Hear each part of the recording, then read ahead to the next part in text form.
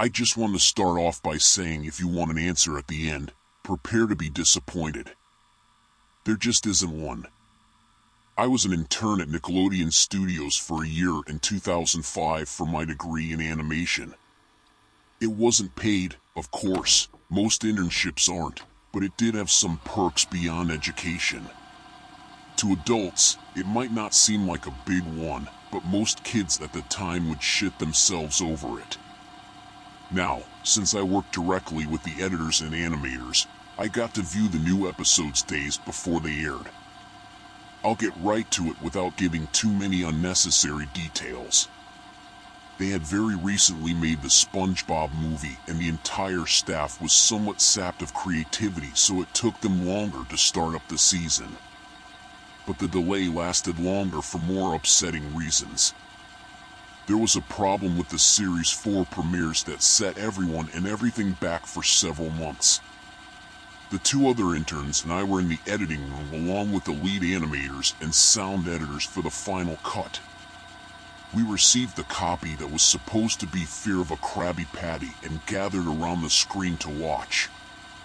Now, given that it isn't final yet, animators often put up a mock title card, sort of an inside joke for us, with phony, oftentimes lewd titles, such as How Sex Doesn't Work instead of Rockabye Bivalve when SpongeBob and Patrick adopt a sea scallop. Nothing particularly funny, but work-related chuckles. So when we saw the title card Squidward Suicide, we didn't think it more than a morbid joke. One of the interns did a small throat laugh at it. The happy-go-lucky music plays as is normal. The story began with Squidward practicing his clarinet, hitting a few sour notes like normal. We hear SpongeBob laughing outside and Squidward stops, yelling at him to keep it down as he has a concert that night and needs to practice. SpongeBob says okay and goes to see Sandy with Patrick. The bubble splash screen comes up and we see the ending of Squidward's concert. This is when things began to seem off. While playing, a few frames repeat themselves, but the sound doesn't. At this point, sound is synced up with animation, so yes, that's not common, but when he stops playing, the sound finishes as if the skip never happened. There is a slight murmuring in the crowd before they begin to boo him. Not normal cartoon booing that is common in the show, but you could very clearly hear malice in it. Squidward's in full frame and looks visibly afraid. The shot goes to the crowd, with SpongeBob in the center frame, and he too is booing, very much unlike him. That isn't the oddest thing, though. What is odd is everyone had hyper-realistic eyes. Very detailed. Clearly not shots of real people's eyes, but something a bit more real than CGI. The pupils were red. Some of us looked at each other, obviously confused, but since we weren't the writers, we didn't question its appeal to children yet. The shot goes to Squidward sitting on the edge of his bed, looking very forlorn. The view out of his porthole window is of a night sky, so it isn't very long after the concert. The unsettling part is at this point there is no sound. Literally no sound. Not even the feedback from the speakers in the room.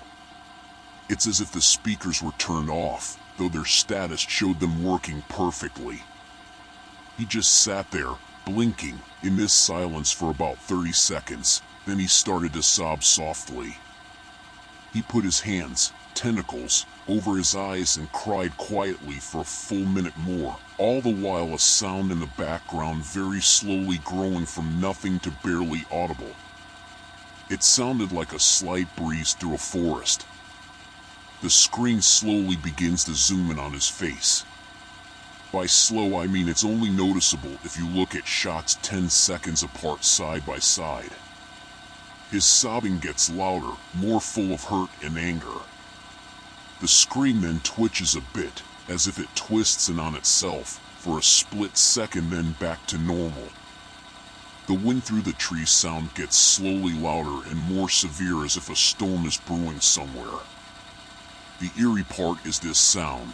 and Squidward's sobbing sounded real, as if the sound wasn't coming from the speakers, but as if the speakers were holes the sound was coming through from the other side.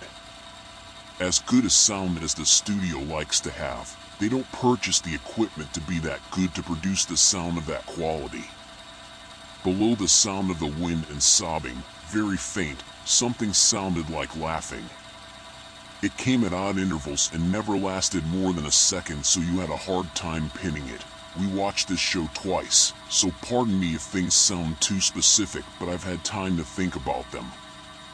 After 30 seconds of this, the screen blurred and twitched violently, and something flashed over the screen as if a single frame was replaced. The lead animation editor paused and rewound frame by frame. What we saw was horrible. It was a still photo of a dead child. He couldn't have been more than 6. The face was mangled and bloodied, one eye dangling over his upturned face, popped. He was naked down to his underwear, his stomach crudely cut open and his entrails laying beside him. He was laying on some pavement that was probably a road. The most upsetting part was that there was a shadow of the photographer. There was no crime tape, no evidence tags or markers, and the angle was completely off for a shot designed to be evidence. It would seem the photographer was the person responsible for the child's death. We were of course mortified, but pressed on, hoping that it was just a sick joke. The screen flipped back to Squidward, still sobbing, louder than before, and half-body in the frame. There was now what appeared to be blood running down his face from his eyes. The blood was also done in a hyper-realistic style, looking as if you touched it you'd get blood on your fingers. The wind sounded now as if it were that of a gale blowing through the forest. There were even snapping sounds of branches. The laughing, a deep baritone, lasting at longer intervals and coming more frequently. After about 20 seconds, the screen again twisted and showed a single-frame photo. The editor was reluctant to go back. We all were, but he knew he had to. This time the photo was that of what appeared to be a little girl, no older than the first child. She was laying on her stomach, her barrettes in a pool of blood next to her. Her left eye was too popped out and popped, naked except for her underpants. Her entrails were piled on top of her above another crude cut along her back. Again the body was on the street and the photographer's shadow was visible, very similar in size and shape to the first. I had to choke back vomit and one in turn, the only female in the room, ran out. The show resumed. About 5 seconds after this second photo played, Squidward went silent, as did all sound, like it was when this scene started.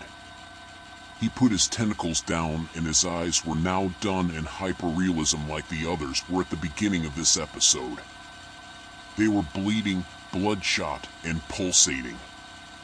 He just stared at the screen, as if watching the viewer. After about 10 seconds, he started sobbing, this time not covering his eyes. The sound was piercing and loud, and the most fear-inducing of all his sobbing was mixed with screams. Tears and blood were dripping down his face at a heavy rate.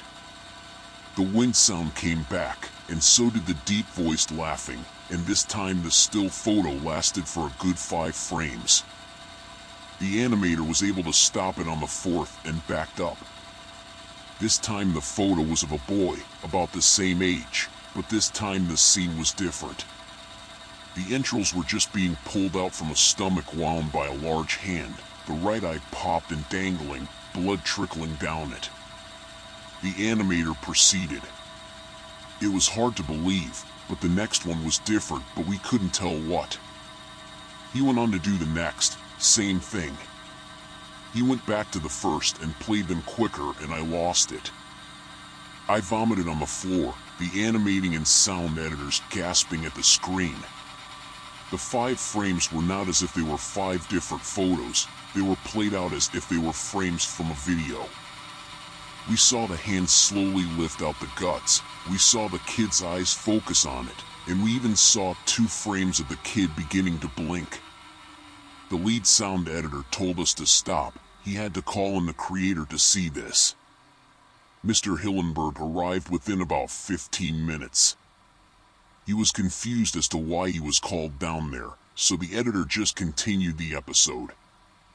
Once the few frames were shown, all screaming, all sound again stopped. Squidward was just staring at the viewer, full frame of the face, for about 3 seconds. The shot quickly panned out and that deep voice said "do it," and we see in Squidward's hands a shotgun.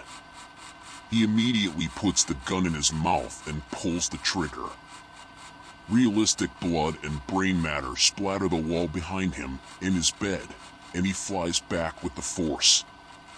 The last 5 seconds of this episode show his body on the bed, on his side, one eye dangling on what's left of his head above the floor, staring blankly at it. Then the episode ends. Mr. Hillenberg is obviously angry at this. He demanded to know what the hell was going on.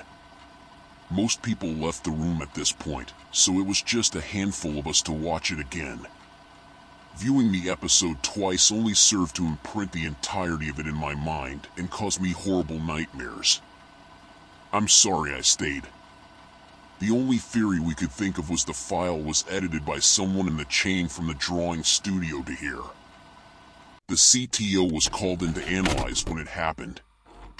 The analysis of the file did show it was edited over by new material. However, the timestamp of it was a mere 24 seconds before we began viewing it. All equipment involved was examined for foreign software and hardware as well as glitches, as if the timestamp may have glitched and showed the wrong time, but everything checked out fine.